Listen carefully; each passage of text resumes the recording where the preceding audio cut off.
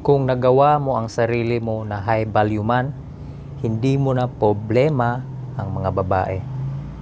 Ang high value man, magaling gumawa ng pera, maayos ang health mo, physically fit ka, meron kang connection sa mga ma-influensyang tao, strong ang emotions mo. Ang high value man, maraming options sa life, lalo na sa mga babae.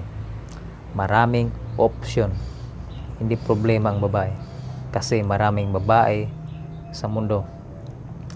Merong thousand, millions na magagandang babae sa mundo.